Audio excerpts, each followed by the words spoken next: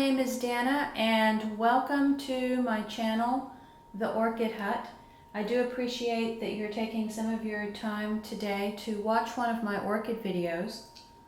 Now, for those of you that have been following my channel, you might have noticed that I've been missing for a few days with new videos, and so I have, I guess, a little bit of a story behind that. I went for my booster shot on Thursday, and Friday and Saturday I was just extremely ill from having taken the COVID booster. It happened previously on the 2 previous vaccinations that I had received in April, so it wasn't surprising that I was so sick, but I had every single vaccination reaction that's common. I had every single vaccination reaction that was uncommon, and I probably even had a few extra reactions. But, you know, it took me two full days, to get over that. Yesterday, which was Sunday, I felt better, but today I'm kind of feeling like I took like a little half step backwards. I'm still not quite right, so if my energy level seems to be a little bit off, that's the reason why. And then of course, once you actually do start feeling better, you find that you're like behind on everything. Laundry is piled up, and the kitchen is a mess, and orchids needed attention, and a video needed to be made, and so the list just goes on and on. So anyway, I'm back and I'm getting better. Despite the reaction to the vaccination, I'm still very much a huge proponent of getting that protection for yourself and those around you. And then a second little bit of a story before I start this video today. And I'm going to circle back to this at the very end of the video. So if you listen to this little orchid story, at the very end of the video, I'm going to kind of tie in this story with my message at the very end. But when I was a very new orchid grower, maybe 6 months into it, and I had discovered a true orchid nursery in the Houston area, and they even did a little bit of hybridizing themselves, and they went to a lot of orchid shows, and they had 2 really large greenhouses. Well, when I first discovered that, when I first fell in love with orchids, I was there, and of course I was shopping very much on a budget, so I chose a small Phalaenopsis, and at the time I didn't realize it, but really what it was is it was just barely older than a seedling, and those can be a little bit more challenging to grow. But I chose this tiny little Phalaenopsis, and when I was checking out the man who cared for all of the greenhouses, I said, "How soon before this one blooms?" And he looked at me and he said, "Well," he said, "maybe 7-8 years." And my face probably just fell because, I thought I was going to buy this orchid, take it home, and I was going to have blooms, within a matter of a few weeks. And little did I know that it took so long for very small Phalaenopsis plants to develop and become mature enough to actually produce blooms. And the lesson behind that story is patience. And I will circle back around to that at the end of this video. Okay, so what is today's video? Well, today's video is about what color should my Phalaenopsis leaves actually be? Okay, now there are some things that you will read that are complete myths. There is some real factual science behind the color that your leaves should be and what's normal and what's not normal.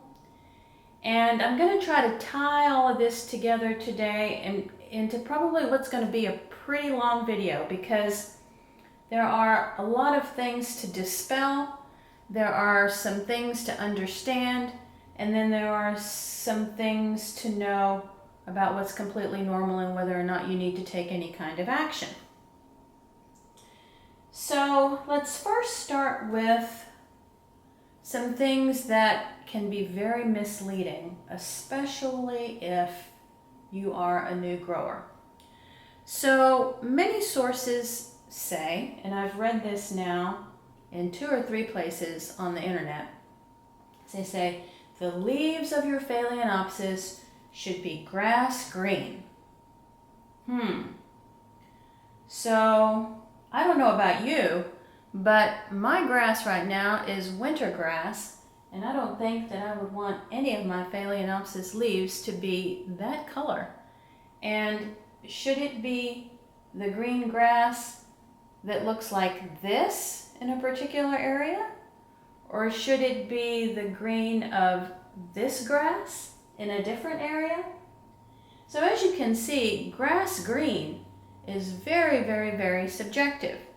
And you know, if you try to follow that, it will just simply make you crazy, because I don't think that you can match Phalaenopsis leaves. I don't think you can match that green to any particular patch of grass that grows anywhere in the world. I think that's pretty misleading.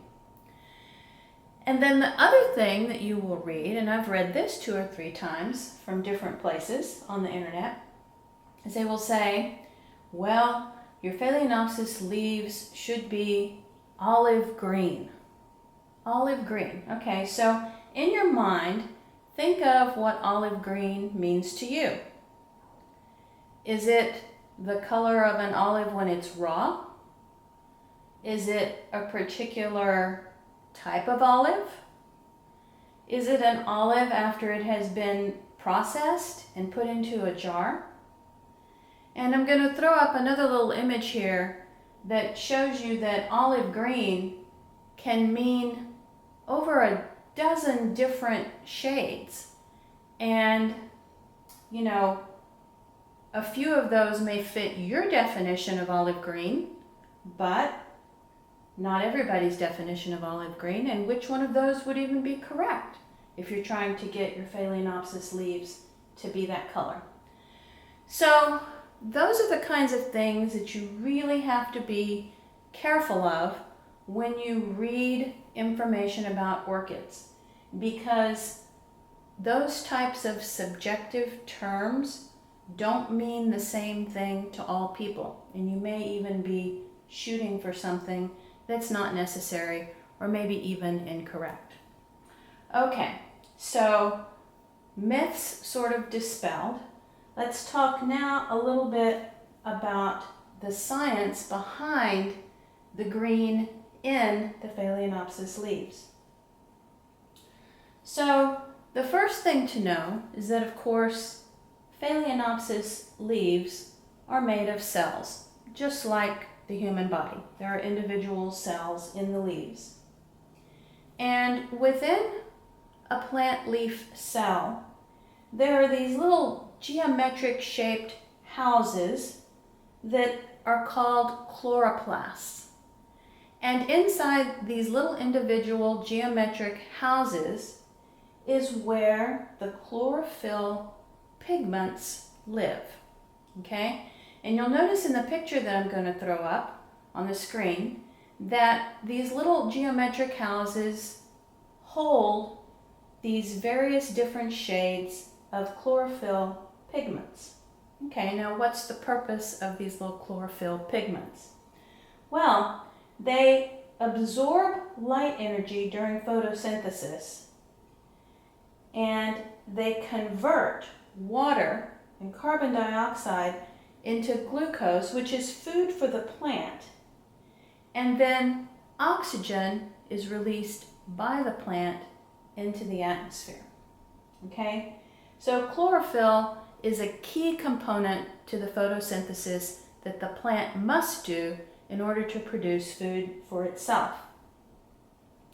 Now, to get even a little bit more sciencey and technical here, there are 2 different kinds of chlorophyll. There's a chlorophyll A and there's a chlorophyll B. okay? Chlorophyll A absorbs the short blue-violet spectrum of light, and it will reflect back a greenish-yellow color. So if you look at my picture on the screen, you can see the chlorophylls that are reflecting back greenish-yellow. Okay, so those are chlorophyll A. And then chlorophyll B will absorb the longer wavelengths of red and blue light, and they will reflect back a dark green color. So you can see the difference even in my photo. The chlorophyll Bs are the darker ones. Okay? So that combined is what makes the color of your Phalaenopsis leaf. And all land plants have both types of chlorophyll, A and B. Okay, so now that we know that, the next thing to understand is that genetically, the amount of chlorophyll that can be found in the leaf and the different amounts of chlorophyll A and B that could be found in the leaf might actually be more genetically controlled than anything else, which means that if, given just great growing circumstances, there may be more B than A, or there may be more A than B, and that alone could determine the color of your Phalaenopsis leaves. And there's nothing that can be done about the orchid's genetics. And the other thing to know is that plants can adapt. So if, for example, the plant is maybe in a low light condition, it has the ability to produce more chlorophyll so that it is more successful with its photosynthesis. And so just because you have a dark green leafed plant and it is, receiving low light, that does not mean that you need to hurry up and move it to a place with greater light. That's simply the orchid's way of dealing with the low light situations. It has produced more chlorophyll B in order to accommodate the photosynthesis that it needs to do in low light conditions. Okay, so that brings me to the first example. And let's just get these two out of the way. So this Phalaenopsis is putting on a new leaf right here. And before I started this video, I tried to get really good full spectrum light on my examples here. So hopefully what you're going to see back on your monitor is sort of true colors. I would call this kind of a medium green leafed orchid, but you can see that the new leaf is more yellow-green than the rest of the leaves. Okay, there's a reason for that. The reason is because when leaves are small, they actually have more of chlorophyll type A, okay, which reflects back that sort of greenish yellow color. And the baby leaves are also less dense, so they're thinner. They're a bit more transparent. Now, as the leaf matures, it is able to produce more of the other type of chlorophyll, and that's why the older, more mature leaves are always a darker green color than the new leaves that are appearing from the crown of the plant. So this is one example. And then the second example is this little keiki that's putting on a new leaf. And you can see that these leaves are kind of just a, medium green color, but the new baby leaf is a bit more yellow-green than the mature leaves. Okay, so that's one thing that's completely normal. And there's no reason to be concerned if you see the new leaves being a more yellow-green color. Okay, now we do have to talk a little bit about this other term that comes up, which is anthocyanin. Okay, now anthocyanin is a pinkish, reddish, purplish sort of pigment that can also be found in the flowers of red or pink orchids, but also in the green plant tissue. So when you see, let's take this smaller one as an example first. When you see a leaf that has some pink freckles like this, that is anthocyanin, and it makes perfect sense for this new baby leaf. So there's a couple of things to sort of interpret here. First of all, when this orchid blooms, it's probably going to have some pink in the flowers somewhere because this orchid is just prone to that pigment. But the anthocyanin also acts as sort of like a sunscreen. So the little pink spots here are protecting this new leaf from, getting sunburn, from having too much light. And my theory, and I have not read or confirmed this anywhere, but my theory is that even in these older leaves, the pink pigment is there, but you just can no longer see it because these older leaves are reflecting back the chlorophyll that's the dark green color. These leaves are thicker, so you just can no longer see the little pink freckles like you can on this new leaf. All of this is just perfectly normal orchid behavior. And I'm imagining that these little pink freckles will disappear over time as this leaf gets more dark green chlorophyll and becomes thicker. Okay, so let's move on to another orchid that is very, very similar. And I'm going to insert a picture of this bloom because it wasn't all that long ago that I cut the bloom spike off of this plant because it did bloom last summer. But you can see the new leaf on this plant also has some anthocyanin around the rim of the leaf. So you sort of see that pinkish, purplish color.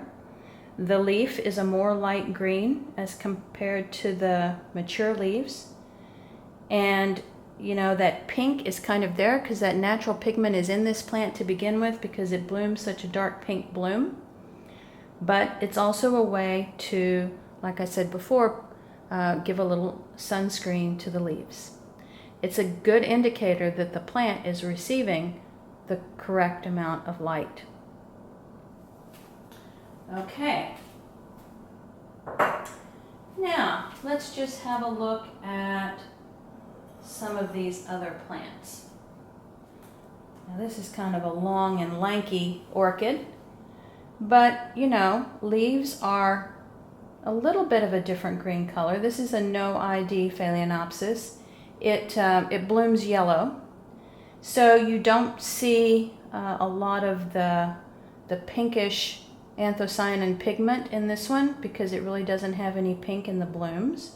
I would imagine that if it were exposed to excess light, that it could still maybe produce some of that in the green plant tissues.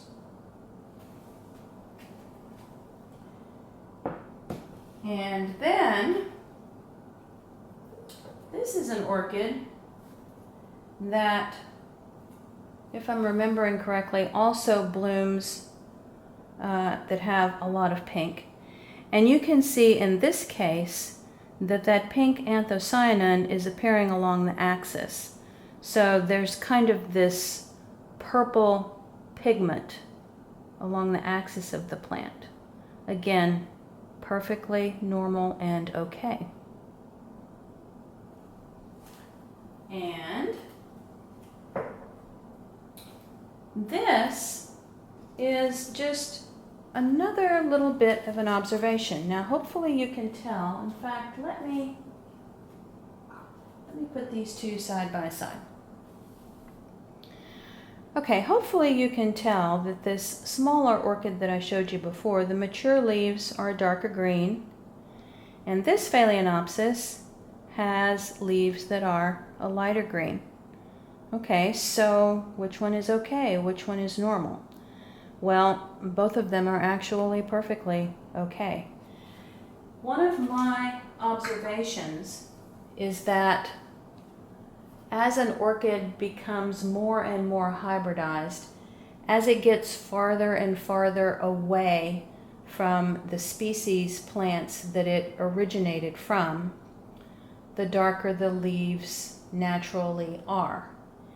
When you have a Phalaenopsis that is a little bit closer to its original species, the leaves tend to be a bit lighter green. So this is my Phalaenopsis friend's princess. It was the one that had the damage in shipment due to heat, and the leaves were trimmed, and it hasn't put on any new growth yet because it was stressed. But I have had it in my collection, and it's been treated the same as the other orchids now for, I don't know, several months. But if you trace this orchid's parentage, if you go back and back and back 2 or 3 generations, you can find the species that it originated from. So while this one is a hybrid, it's not a primary hybrid, but it's not all that far away from the species orchids. So I think that's one of the reasons why these green leaves are a bit different in color. And then you can also see a slightly lighter green color on Bellina Phalaenopsis. Now this one is also not a primary hybrid, but it's not too far away from the species. So again, leaves that are a bit lighter green, perfectly normal. This Phalaenopsis Bellina is a species. It's a Cerulean. And again, you can tell that the leaves are a tiny bit lighter green than some of the darker ones I showed you earlier. And then finally, this is the only other example I have of a species orchid. This is Parishii. And again, the leaves are not super dark green, but a lighter, different shade of green. Okay, so that's about all of my examples today. And I guess I want to kind of end with an observation that I notice other beginning orchid growers discussing and talking about oftentimes in forums. They will say, oh my goodness, my leaves are too dark green, or my leaves are too light. And you cannot necessarily just take that alone as a signal to hurry up and move your orchid to a different light source, because the color of the leaves may be perfectly normal. And then the other thing that tends to come up in discussions is, well, maybe they're getting too much nitrogen. Maybe they're too green because the nitrogen is too high. If you're using a balanced fertilizer, that's probably not going to happen. And if there is any real nitrogen toxicity that's going on, your plant is also going to exhibit other symptoms showing that it's in stress. It's going to be, just growing all vegetation, and the leaves are going to be weak and floppy, and, the axis is going to be weak, and it will just be kind of a lanky, unhealthy looking plant. So too much nitrogen gives more symptoms than just dark green leaves. And then I guess the final thought is, if you're concerned that the dark green leaves is an indicator of not the best light and your orchid is not blooming, I would like to kind of circle back around now to my story at the beginning of this video. You sometimes just have to have patience, and you have to resist the urge to keep changing the environment, hoping that you're going to hurry up and make the orchid bloom, because that's not the case. First of all, any orchid is going to need time to adapt to your environment. And if it was forced into blooming at a sort of out of its cycle, because a greenhouse was trying to get it to bloom so that they could be sold, you're going to have to give that orchid a full year to get back in cycle for blooming. And then maybe in the second year, you will get that orchid to bloom for you in your environment. And sometimes I think one of the worst things you can do is to keep trying to change what the orchid is having to deal with in order to get it to bloom. Like, oh, I have to repot it, or oh, I have to move it to a different window, or I have to change this, or I have to change that. You may have to be patient, just like I was with the almost seedling Phalaenopsis that I bought all those years ago.